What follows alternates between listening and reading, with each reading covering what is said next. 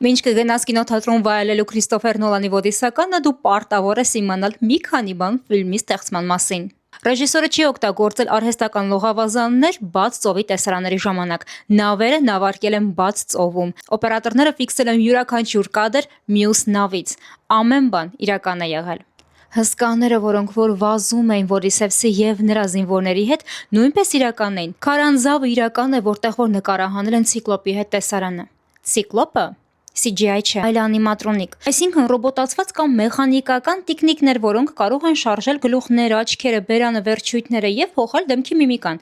Սա թույլ է տալիս, որպեսզի դերասաններն ավելի լավ տեսնեն իրենց առջև գտնվող պատկերը եւ կարողանան արտահայտել էմոցիաներ։ Իսկ CGI դեպքում դա շատ բարդ է տրվում։ Ֆիլմում կա մեկ զզվելի տեսարան, որտեղ որ մարդկանց ձևափոխում են, սրբում են խոզերի, մի քիչ տհաճ է, սա էլ անիմատրոնիկ։ Դերասանական կազմի մասին խոսելը